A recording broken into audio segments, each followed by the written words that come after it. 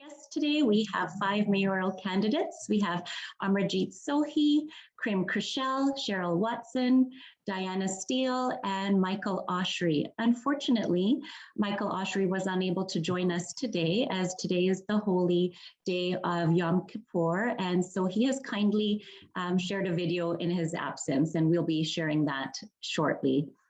Just to let you know, this meeting will be recorded for those that have missed it and would like an opportunity to see it.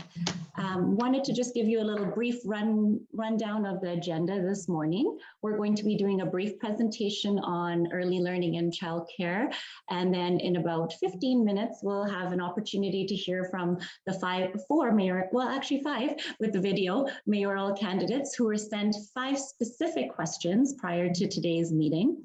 The questions will be shared with everyone prior to hearing from the candidates. And then at the very end, at around 11:45, we'll have an opportunity to ask the candidates some follow-up questions, and feel free to use the chat feature if you have any questions, but we will also take some questions from the floor if you feel comfortable. Just to give you a little brief overview of who CAFRA is, we are the Child Care Association for Resources to Administrators. We are an association of early learning and childcare professionals who foster bold leadership and advocate for supports for children and families here in Edmonton. We are a not-for-profit, and we are made up of approximately 80 leaders in early learning and childcare, and we represent over 5,000 families accessing early learning and childcare here in Edmonton. I just want to take a moment to respectfully and humbly acknowledge that we are on Treaty 6 land. This land on which Edmonton sits and the North Saskatchewan River that runs through it has been sites of natural abundance, ceremony and culture, travel and rest, relationship building, making and trading for Indigenous peoples.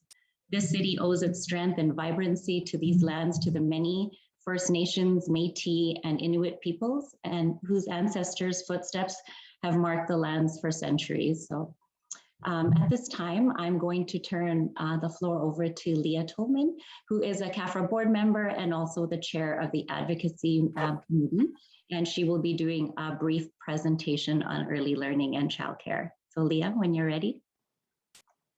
Thanks, Nida. I'm assuming you can hear me. Can you hear me? Okay, good. All right, I'll get started. Here we are. So I'm just going to do, thanks for the introduction. My name is Leah.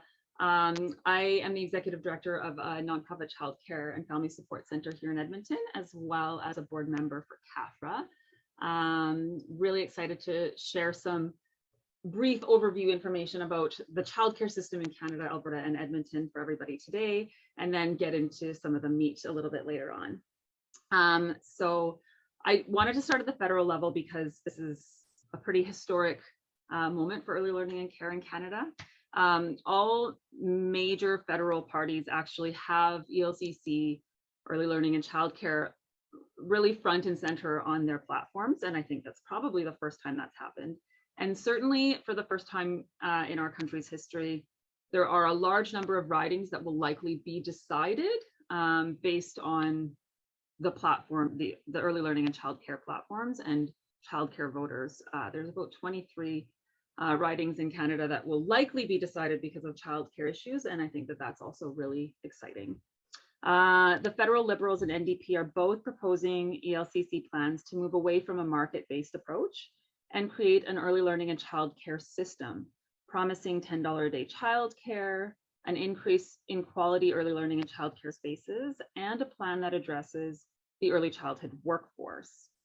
Both of these plans seek to address access, affordability, and quality. Whereas the federal Conservatives are proposing a plan that will continue with the current market-based approach, eliminating the current tax deduction system and canceling the already negotiated deals with the provinces, replacing them with an income-based tax credit of up to $6,000 per year. This plan only seeks to address affordability and does not address quality nor access. And I think it's also really important to note that in addressing affordability, it comes pretty short in comparison with the other two plans. For example, in Alberta, Calgary families at median incomes with one infant in regulated care would save an average of $239 annually under the Conservative plan, while under the Liberal and NDP plan, those families would save about $7,800 a year. So pretty significant.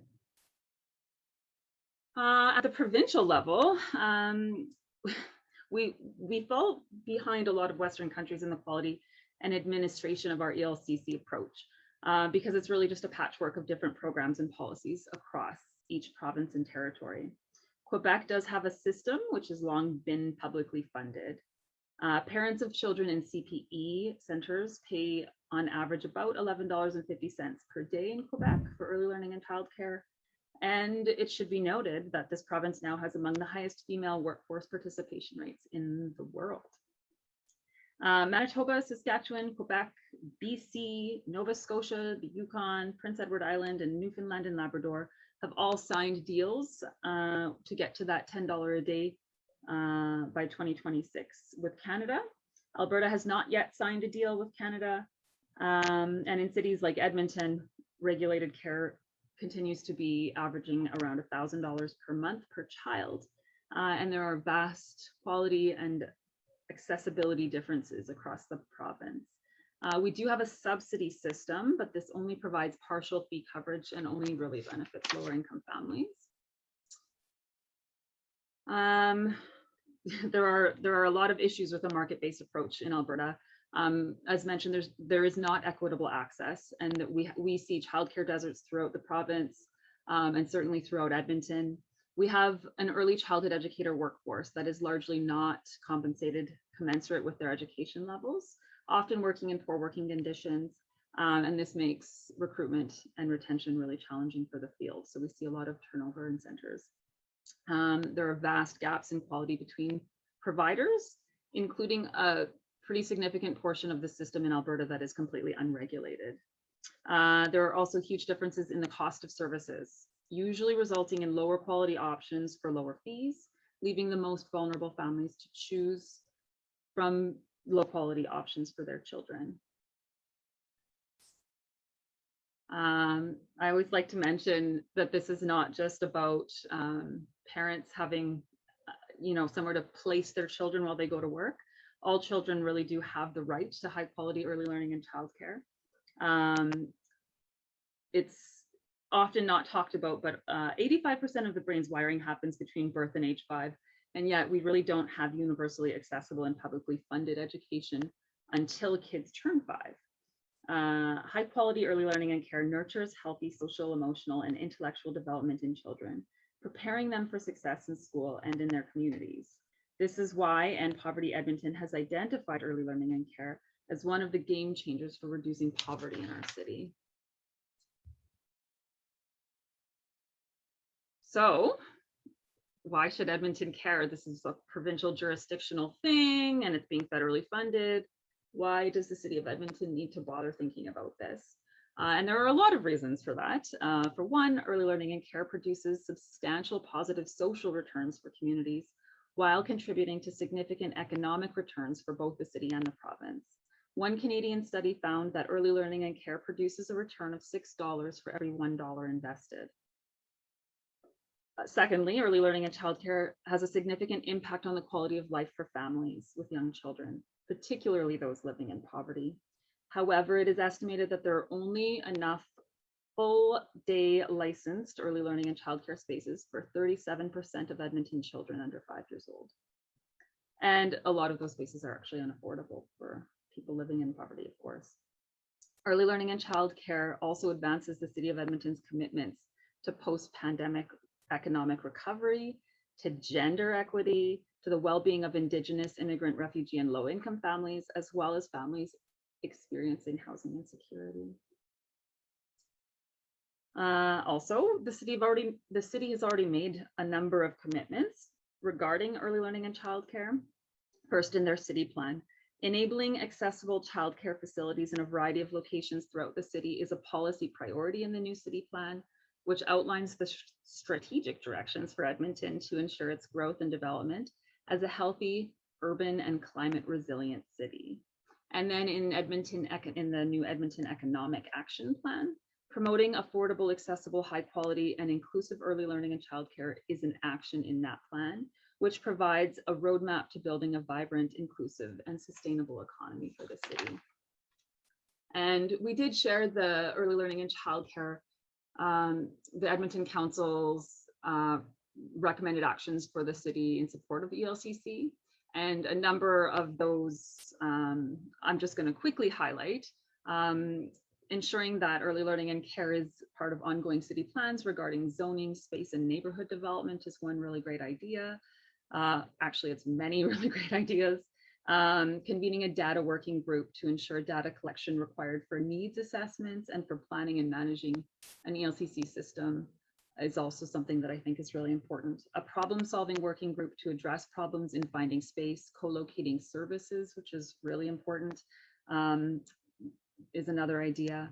I really love the idea to develop some high-quality demonstration centers, one for Indigenous children and the other for refugee and immigrant children. And I also think that the city can be a powerful advocate with both the province as well as the federal government. I've put a link here for municipal candidates, and I'll end up putting that in the chat in a little bit, where there is a survey that candidates can take to be able to answer some early learning and childcare specific questions if you choose to do so. So moving on to the questions. So these are the questions that were sent to mayoral candidates prior to today's meeting. And so we were really hoping that the candidates would be able to address these questions.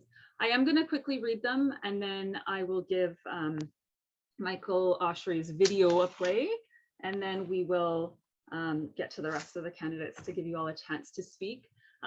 Happy to give you a couple minutes to introduce yourself and then take another 4 or 5 minutes to answer these questions. And hopefully that'll be enough time. And if we end up going a little bit long, I might end up cutting you off. So hopefully you'll be able to fit it into the time. So the first question is, End Poverty Edmonton has identified early learning and childcare as one of the game changers for reducing poverty in our city. What is your vision for early learning and childcare in Edmonton? And do you support the vision for a pan-Canadian ELCC system announced in the federal budget? The second question is, what specific steps or actions will you take to advocate for affordable, accessible, high-quality early learning and childcare in the city of Edmonton? Thirdly, other municipal governments, including the City of Vancouver, have taken specific steps to ensure that early learning and childcare is included as part of the essential social infrastructure in new and existing neighborhoods. Which specific changes to municipal policies will you be willing to support to make sure that all Edmonton neighborhoods include dedicated buildings and space for regulated ELCC? And then it is challenging to plan for the future or assess change without solid data. Therefore, collecting and sharing data is an essential part of ELCC system building. Right now, the data that are needed are spread across different authorities, including different provincial ministries, school boards, and municipal governments.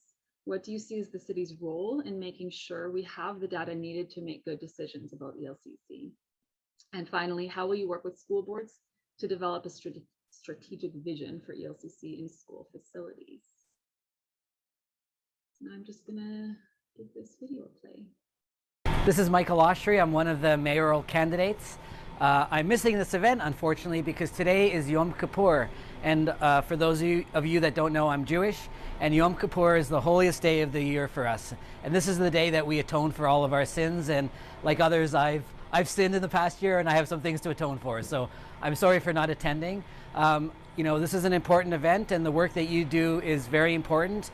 We have to make sure, as a city and a province, that we take care of children that need it, and we have to support them in many different ways to ensure they grow healthy and vibrant and make contributions to our society. So one of the ways that I think the city can play in this area is our after-school free play program that I'm proposing. And what we have proposed is to open up all the city recreation facilities and soccer centers free of charge to all kids after school, every day after school between 3:30 and 5:30. And what happens here is this lets kids who maybe can't afford it, or their parents don't have a car, or they don't have access to a rec center, that they can have a place to go and have free programmed recreation. And it's all across the city for every kid. And we're also going to include busing for the 100 highest needs schools. And then this also doubles as childcare for families that need it after school. Very excited about this program. We're partnering with a nonprofit called Free Play that's already piloted this. And now the city can jump in and leverage these kind of resources. As well, hopefully, with other levels of government participation in the future, we can leverage this to after-school programming in the arts and other things, and even into weekend times. So really excited about that program, and that's just one example of some of the things that my campaign is talking about. So again, I'm really sorry to miss this event, and I hope to see you all, and have a great day. Thank you. All right, so we are going to move on to another candidate. I just have all of your names jotted down, so I'm just going to go in the order that your names are jotted down. I didn't let you know ahead of time, so I apologize, but we'll just go first to Amarjeet Sohi. So the floor is yours, Mr. Sohi. Thank you, Lee. I just want to know how much time do we have? So I frame my remarks based on 5 minutes. Okay. Yeah, you have 5 minutes plus a minute or two to introduce yourself. So 7 minutes altogether. Okay, got it. First of all, thank you so much for inviting us to be participating in this. I want to acknowledge that I am speaking to you from Treaty 6 territory. And Naida, you and I actually last time we saw each other was at the announcement that I made on behalf of my federal colleagues, launching the early learning and childcare federal support for $25 per day pilot projects for Alberta. And some of you know that I was a federal minister responsible for putting together $180 billion infrastructure plan. And part of that plan was to actually design the early learning and childcare federal program. So I absolutely understand the need for investing in early learning and childcare. So because it is about economic growth, it is about social equity, it is about building people's capacity, particularly women's capacity to participate in society and the economy. But more importantly, it is about making living affordable for average middle class families. Because we struggled when my wife, Sarabjit, and I, like we had our daughter when we were working on very modest income. We were lucky to have family support. Our parents were with us, but they were not always with us, and they had their own lives. And we struggled to find affordable childcare for our daughter. And it was such a drain on our finances, and we had to make tough choices and let go of many things that average families would like to have for their quality of life. So I absolutely understand the need for it. That's why I was the strongest advocate at the federal level for early learning and childcare. I was also the founding member of End Poverty Edmonton, and I ensured, and along with many other people, that we talk about childcare at that platform, and we talk about poverty and as well as racism and discrimination and all many other things that hold people back. So going into what I am proposing to do, I believe that city has a role to play in childcare and early learning, and we are going to be developing Edmonton's child care strategy in partnership with the organizations like yours, and that strategy would look at optimizing city facilities and programs to include childcare opportunities. It will also look at zoning bylaws as we review them, and there might be some unique opportunities for childcare spaces. And absolutely, I will be your strongest advocate when it comes to engaging with provincial government. As you mentioned, Lee, many other provinces have shown leadership and saw the benefits of the federal program and signed on to it. And our province has not been enthusiastic about it. I don't know what the reasons are, but makes sense to sign that federal deal if whoever gets elected after Monday. And I will be your strongest advocate. And I will use my experience, I will use my connections, and I will use my calm, collective, measured temperament to have thoughtful conversations with the provincial government why investing in early learning and childcare should matter to them, and why it is necessary to grow our economy and create jobs and build people's capacity to participate in society and the economy. And we are also proposing 15-minute communities, and I see potential for creating childcare spaces at the local level so that people don't have to drive long distance for their childcare needs. Some of you know that I was a bus driver before I got into public office. And as a bus driver, I have seen moms struggling to take their kids to childcare and dropping them off, then getting on another bus to go to work. So public access to public transportation is absolutely critical part of affordability, and also access to recreational facilities that should be affordable. So I was one of the champions of creating a leisure access program that allows low and middle income families to have free access. I see opportunities for working with you on Green Shack program. So there's so many things that city can do to build healthy kids, to build healthy families, and unlock the potential of people to fully participate in the community. So finally, what do you find? What do you will see in me as a champion of public services, a champion of investing in people. Actually, as a matter of fact, I'm the only candidate who's talking about investing in public services, not taking austerity measures to take us back to the days of 90s when service cuts and infrastructure cuts led our city to declining services, right? So I will continue to work with you, explore options and how we can work together. All right, thank you so much, Mr. Sohi. I believe I have Cheryl Watson up next. So Ms. Watson, the floor is yours. Hello, and thank you very much for setting this up and for the material that you shared, very helpful. So I was born and raised in Edmonton. I grew up on the north side of Beverly, and my mom was a single mom, and she worked 2 jobs to support my brother and I, and childcare was not an option. Paid childcare was not an option for her. So my brother and I actually went to a lady across the street, her home, and we would stay there in the morning and after school, and she didn't charge my mom. So, you know, we were definitely among the 35% of the population whose household incomes are below $30,000 a year. And it's those communities and those Edmontonians that are so reliant on early learning and care. And it's so important to get their kids off to or started with such a higher potential in life based on the benefit of those programs. So I definitely have a deep appreciation of the need.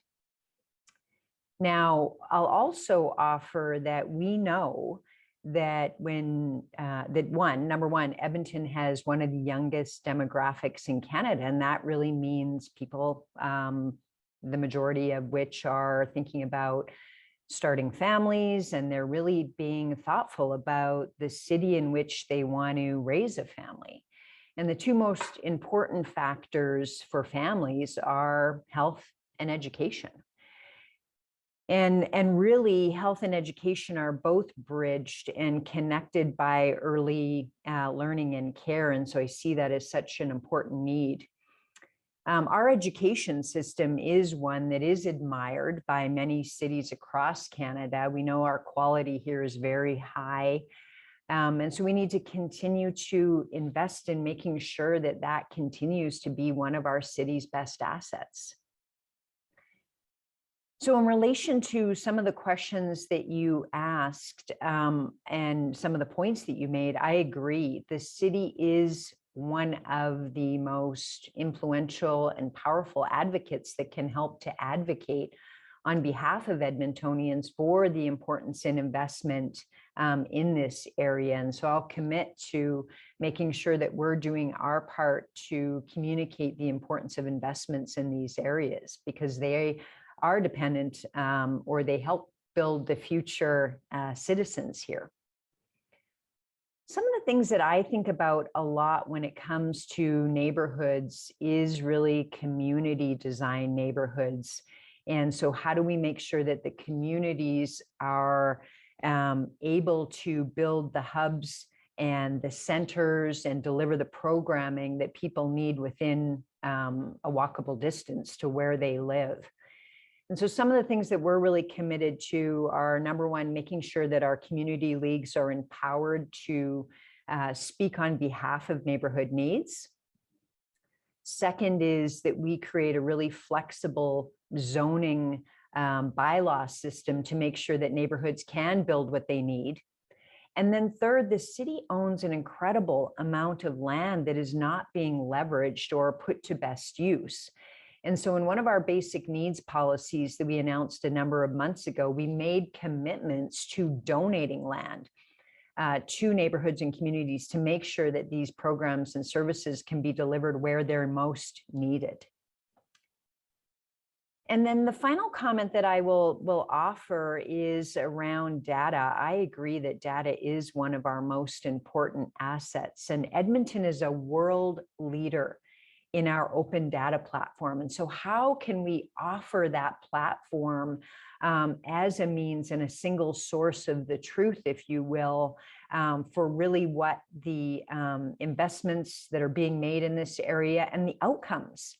And so that would be an offer, is how do we allow you or enable you to really leverage this robust platform of data that could really be used to help advocate for the importance of this. Thank you.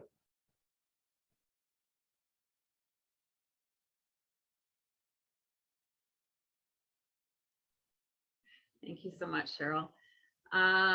Okay, we have Diana Steele up next.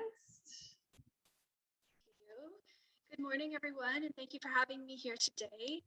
My name is Diana Steele, and I am running to offer our city a different kind of leader. I have a well-rounded platform, an excellent work experience, and a master's degree in leadership. And I have been the president of Crested Community League for the past 7 years, where I've been on the ground every day, listening to the needs of our citizens. And this is where I discovered my love for community volunteerism and servant leadership. And I believe that servant leaders are true elected representatives of the people, and it is not about electing me as the mayor. It is about giving a voice to all Edmontonians through me. So I actually have an education degree in early childhood. So I do have a bit of context here. And I also met with the Edmonton Council for Early Learning and Care last week. I believe Gloria and Jeff are on the Zoom call right now. So I learned that 70% of women want to be or are already in the workforce. And I am one of those women. When I was an instructor at Northwest College, I was on track to be named one of the youngest associate deans in the college's history. And then I had a baby. I climbed my way back to the top, and then I had another baby. Recognizing I was no longer on track for the career I once wanted, I went back to school to get my master's degree while working full-time and raising 2 children. Then I moved over to the government of Alberta, and when my youngest entered kindergarten, we had no childcare for him after 11:36 a.m. every Monday to Friday. So I decided to take a leave of absence from my career. And to pass the time and keep myself engaged, I got involved in my community. But I yearned to be actively working and contributing to my family and society. I knew I had more to give, but I was limited in terms of options. And I am just one of so many stories here in our city. Now add in a pandemic. This pandemic has disproportionately hit women.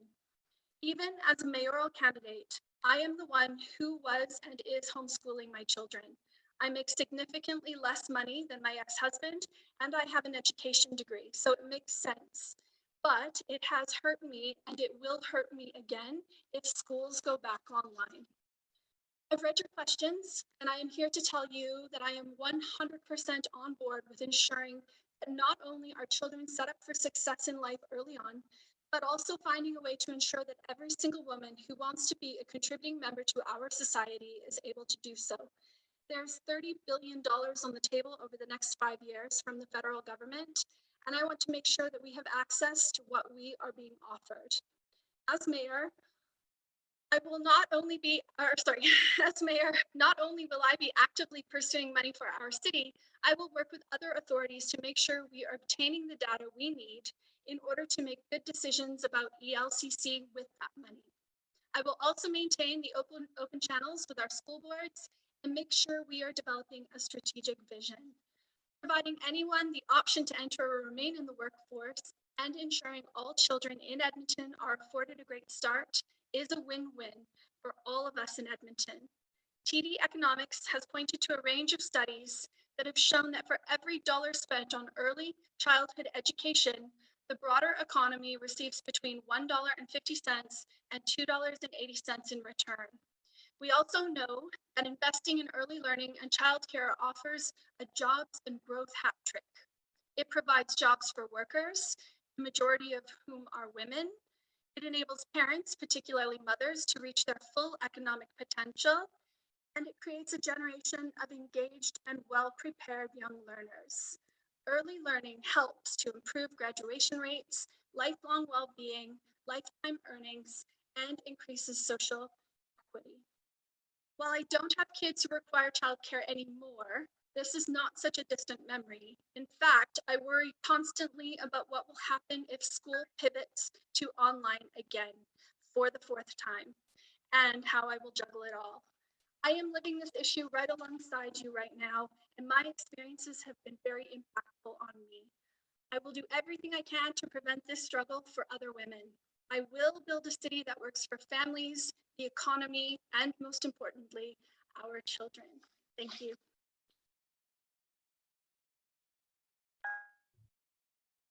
Thanks, Diana. And lastly, we have Kim Chriselle. Go ahead, Kim.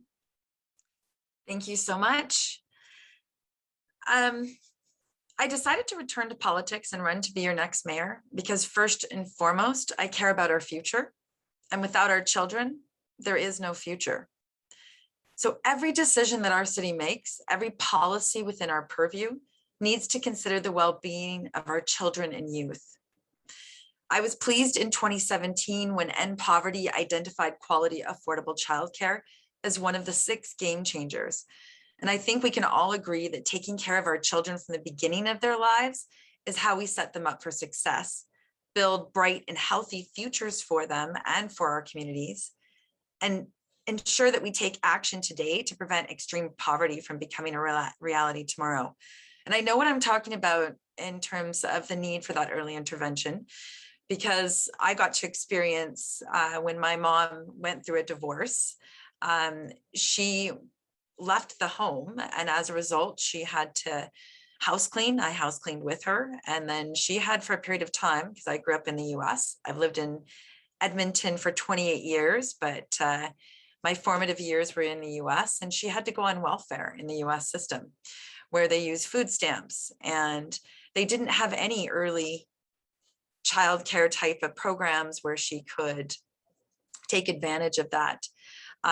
And in Canada, we are very lucky because we do have a lot of amazing programs that do help, but we can certainly do more. And I'm proud to say that women, unfortunately, are more affected, as Diana mentioned, than when a situation has in terms of economic empowerment, when they lose a job or they get divorced and they lose income. And so one of the biggest barriers to them is finding childcare so that they can return to the workforce. So I think it's really important that the Early Learning and Childcare Steering Committee has been established. And I think that your mandate is encouraging and I fully support it. I believe we do need a solid plan for early learning and childcare in our city. And I do understand the committee is working with researchers, which I think is a great approach. I happen to be a researcher by nature. as I have a master's degree in library and information studies. And I believe that the preliminary design sketch that you are working on for an integrated early learning and care system is so critical for our city. And one of the things that I would do first as your next mayor is to sit down with this committee and see what role the mayor and our city could play. I certainly need an update in terms of the current policies and regulations, as I have been away from city council for the past 8 years. And perhaps most importantly, I would be interested in knowing what partnerships we need to cultivate so that we can leverage our collective strengths to address this important issue. When it comes to the federal pan-Canadian early learning and childcare system announced by the federal government, I think it's important that the province of Alberta finalize the deal as other provinces have. And we know that this is critical, in particular, if we want a full workforce and women participating in the workforce. And one thing I know for sure is that ELCC, as one of our essential services, is something that happens in our homes and neighborhoods. And I believe that one of our city government's basic duties is to deliver the core services Edmontonians need and deserve. And this includes making sure that we have the right policies in place so that this critical social infrastructure is available in the neighborhoods you call home. So one of the things I talk about in my plan for Edmonton is community hubs. We have community league buildings throughout the city. They don't all get fully utilized, but there is an opportunity for us to do a lot more with those buildings and with an approach. And one of those things that community leagues do have, not all of them, but some, are early learning childhood programs. And in fact, I sent my son to the Woodcroft Community League childcare program, and it was amazing. So I do see opportunities for us to help there and reduce some of the barriers in permitting to allowing, as well as zoning, to allowing for early childcare programs using existing buildings that we have. And I also have to say that I truly appreciated your acknowledgement of the importance of good data when designing systems. Our city is a city that is an open data city, but extracting the data is not as easy as it could be. And I absolutely believe that one of the things we can do better is collect and synthesize the information that produces relevant data that can help in terms of forming ELC's approach and the work that you're doing. In closing, I'd like to leave you with this. I have always been passionate about the needs of our children and youth in Edmonton. You know, as a volunteer and past president of the Junior League of Edmonton, I worked with Lois Hole on the Books for Babies program, which was an early learning approach to helping at-risk parents learn to read books to their babies. We also developed the Junior Chefs program, where we partnered with the Boys and Girls Club in Edmonton to teach children healthy eating, food nutrition, and how to cook. And then as a city councillor, I sat on the board of Child Friendly Edmonton that promotes safety and well-being of children, but more importantly, it brings all of the different players from the school boards together with the city to talk about what's happening in this space with children.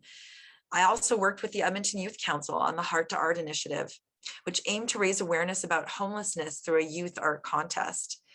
And it was through Child Friendly Edmonton that I was able to bring all of our local school boards together for the first time.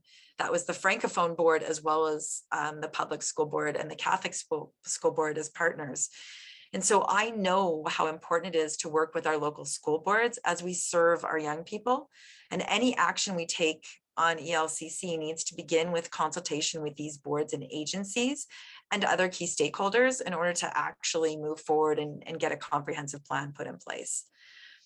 But Edmonton can't go this alone. So that also means that our next mayor is going to need to have and develop productive partnerships with our provincial and federal governments. And I can say that one of the things I like about the city of Edmonton is the fact that it is nonpartisan. And so whoever is elected, whatever level of government, I'm prepared to be a champion to work forward and champion youth programs in our city. I certainly feel that our recreation facilities can be better utilized. I was a supporter of Free Footy, which is today Free Play, and I would continue to support that charity and some of the work that they're doing for after school care.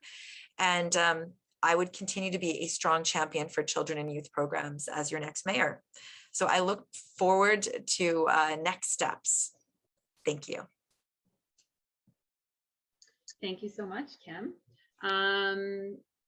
Yeah, really, really great to hear from all of you. And I'm also really intrigued to see if we have any follow-up questions for our candidates. So at this time, definitely want to open things up to questions from the floor for all participants.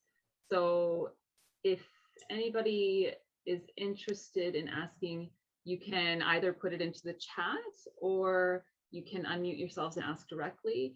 Any of the questions that go into the chat, I'll be happy to just read aloud for the candidates, and candidates can just jump in with an answer, hopefully 1-minute answers. And so we've got a couple in here. So for the first question, all of you have mentioned the importance of data. As mayor, what specifically would you do to ensure that we have good data on early learning and childcare in Edmonton?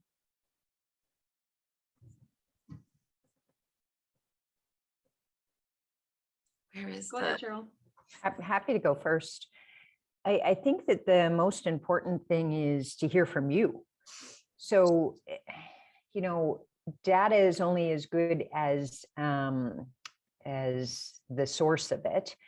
And as well, it's up to the users of the data to say whether or not what you're getting is quality data, and or that you actually gain an insight from it and you're able to drive a different decision from it.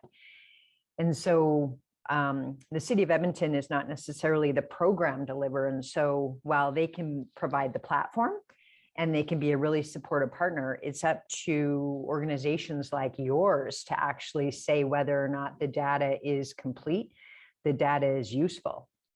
One of my key platforms is partnerships. And so the essence of the platform point is really about knowing where the city is the lead and where the city is actually the enabling partner. And in this area, I see the city as being the enabling partner to say, how do we serve? How does this platform really benefit you? And how is the data both going in and then coming out of the platform? Is it relevant, and is it providing you the insight that you need? Thank you. I saw Kim, you wanted to go. Go ahead. Sure. I mean, the city does have some really good data when it comes to the neighborhood level that already exists.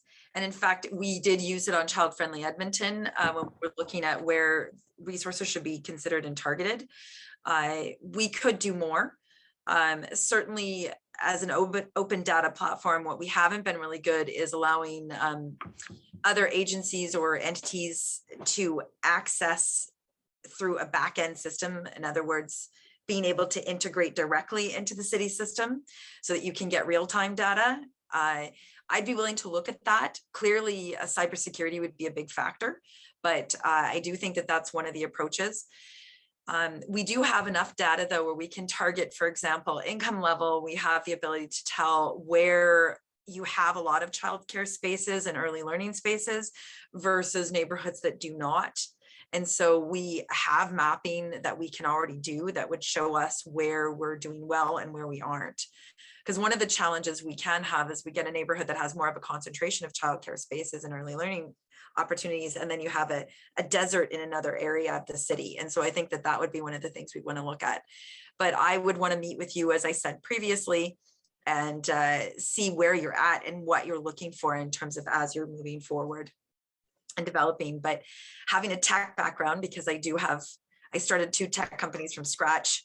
I know quite a bit about how you have to API, what's involved in data, and I know a lot about cybersecurity. So in that aspect, I would not have a high learning curve in terms of understanding what it is that your approach is. And I would be willing to work with you on that, because I do totally appreciate that data is what can help drive decisions and can help inform making better decisions. I've used it when I was on city council, so I would be taking that approach. Thank you. Thank you. Amarjeet, did you want to jump in? Yeah, thank you. I think data is critical, particularly for a number of reasons. But if we want to build a strong advocacy to convince this provincial government that investing in childcare and early learning should matter to them. So data is not only about the need assessment and the how many kids need this this service, but it's also data around economic benefits, data around social benefits. And Kim is right. We have a lot of neighborhood level data, but it's kind of scattered around. It's not easy to use. And how do you make it accessible for people to use and allow organizations like yours and others to gather that and build advocacy plans around that? What I would like to do is deeply engage with you under my plan to create an Edmonton childcare strategy, because that will allow us to create a platform for conversations to sort out these things and where the gaps are in data collection, and also if there's data available in other organizations that can be used to supplement what city has. Thank you. I don't think I see any other questions, so I'm gonna go ahead and ask a follow-up question. I'm wondering about if, you know, assuming there is still an agreement to negotiate after September 20th, if the province is dragging their heels on getting a deal negotiated with the federal government, what would you all be willing to do to be able to advocate for that getting done? Yeah, I can start with that. You know, in my time as a federal minister of infrastructure and then natural resources, I negotiated the most complex and complicated deals. I negotiated 21 bilateral agreements with every province and every territory, delivering close to $60 billion in infrastructure funding. And I also was the lead in negotiating with 129 First Nations communities on the Trans Mountain Pipeline Expansion Project. So what I would like to do is use that knowledge and experience and the connections that I have with provincial government, but also drawing on the connections from other provinces and using their examples, why they have negotiated and how they have actually got some specific clauses in the agreement that are relevant to each province and each community, right? So I would like to use that kind of knowledge and experience to assist you and be your champion, be your advocate. I see mayor's role not only making sure that we're providing good quality public services that are purview and responsibility of the city, but mayor is a champion of the community. Mayor represents everyone, and that everyone includes you, that everyone includes kids that need access to early learning and childcare. And I firmly believe in that advocacy role, and I'll be out there in the trenches with you to make sure that this provincial government signs that deal with federal government. Thank you. Cheryl, Diana, Kim. Go ahead, Kim. I think it's critical. And what I like about the city is the fact that it is nonpartisan, which means we can get along with the next mayor needs to be able to get along and advocate and get wins for Edmonton. And it doesn't matter what political party stripe. I think it's really critical, though, that the next mayor push along with other mayors. I mean, one of the things we've been talking about recently in another forum was the need for a children's hospital.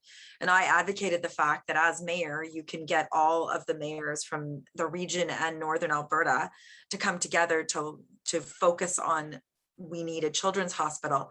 I think you can take the same approach to the need for the province to sign a deal with the federal government on childcare. And so I think that that's the way that the mayor could show leadership. Go ahead, Cheryl. Thank you. I do have great relationships with both of the past serving political parties, the UCP and the NDP, and was effective in working with both when I was leading Innovate Edmonton, our city's newest economic development agency. And what I learned through that experience was probably the most powerful contributor to influence was bringing Calgary with us. And so this is not just an Edmonton issue, this is a provincial issue. And so in 2019, I formed the first ever Alberta Innovation Corridor Partnership, where the two cities came together to advocate on behalf of tech founders and the businesses being created in both of our cities. And it's a much more powerful advocacy point or position when you bring double the constituents or the people that will benefit from the service. And so a couple of months ago, I announced my intent to expand that partnership to the Alberta Economic Corridor Partnership. And so this seems like a great area if health and education, and this is the bridge between the two, is the most important for our future success. That should be what the two cities advocate together on. So I think I bring a lot of strength of past work and a reputation of being able to move things forward and drive impact. And then as well, this framework, if you will, for how the two cities effectively advocate together. Thank you. Dana, do you want to? Yeah, absolutely. I mean, my perspective is if you build a solid plan and you take it and present it to them, make it so they can't tell you no, they can't turn around, they can't turn it down. But I do agree with Cheryl and Kim in that this is not just an Edmonton problem. This is every mayor across Alberta is going to be experiencing this. So you just build a little team, you make a solid plan, and you take it forward to them. Thank you. Thank you. Excuse me. I have a comment, excuse me, from Barb in the comments, and I think this is really important to acknowledge. And she says, I heard a few candidates speak about for children who need it or targeted communities. And she's wondering about your value in shifting to an equitable, integrated, universal system for all. Equitability has been one of my core platforms, and I think that it's so important to recognize that we do have vast and dramatic inequity, where we have communities that really have great programs and amenities, and for us to really focus on the communities that don't and make sure that we're bringing them up to a good level. And so this is something I talk about a lot. It's evident from my upbringing why I believe this is so important, that I lived in that experience of not having access that other communities or neighborhoods did have. So I think that there is benefit in making sure that no matter where in the city you live, no matter where you come from, your background, your beliefs, that you have access to these essential services and programs. Yeah. And I believe that universal programs are more successful because they're accessible to everyone from every income. And you actually build more public support. Why Quebec is successful in this is because everyone benefits from it and it becomes affordable for everyone. But within that universality, you also need to factor in the needs of the most marginalized communities because of they would have additional barriers, not just access to a facility, but they would have barriers to transportation. They would have barriers to working evenings or late evenings or late nights or weekends, right? So how do you accommodate that kind of, how do you design your system that accommodates, particularly when I look back at my early days in Canada, both my wife and I worked evening shifts, sometimes night shifts, sometimes weekend shifts.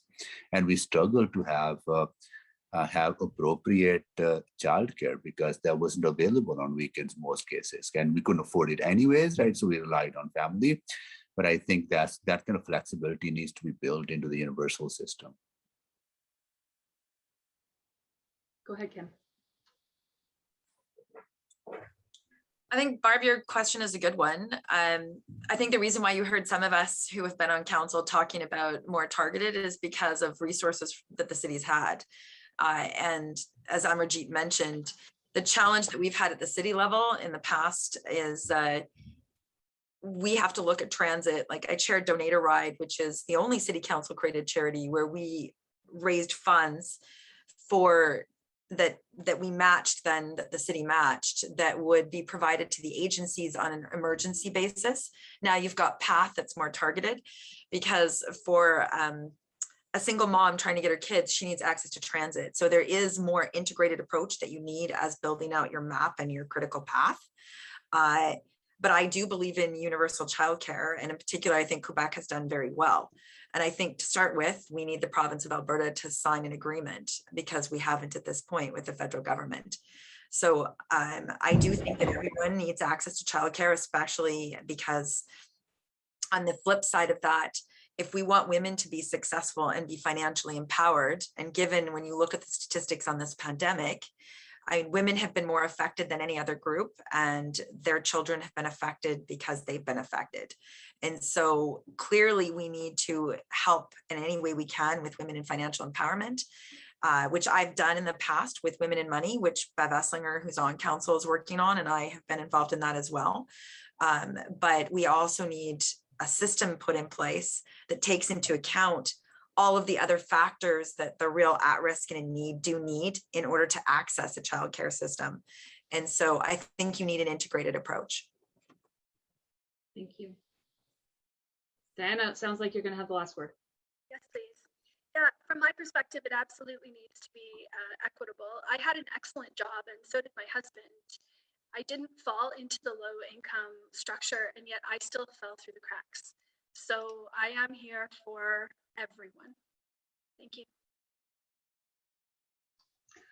Well, we are at 12 o'clock. I wish I could ask more questions, but I know everybody has a lot going on. So I just really want to say thank you to all of you so much for being willing to attend today and answering these questions. And we really look forward to potentially being able to partner with you in creating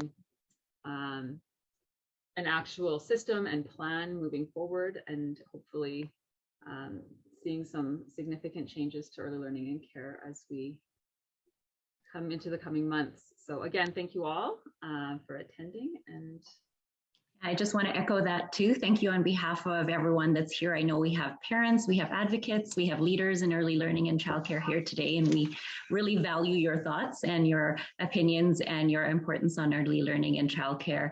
It has been refreshing to hear. And, you know, usually when you think of a municipal government, you think of infrastructure, meaning roads and bridges that help to build the economy. But, you know, the basic infrastructure for early learning and childcare is really what's important in building strong and healthy children in our communities, and ensuring that every single child here in the province gets equal access to affordable and quality childcare. So thank you so much for all your input and insights today. And if anyone has any other questions that they didn't get to ask today, please feel free to, you know, email us or find us through CAFRA on social media, and we will be happy to maybe forward them on to the candidates if they're willing to answer more questions. And yeah, thank you everybody for attending today. Leah, did you have anything else to add? No, thank you all of you all so much. It was wonderful to hear from you. And go vote. October 18th is the date. Every vote counts. You can make a difference in the life of a child. So thank you so much, everybody.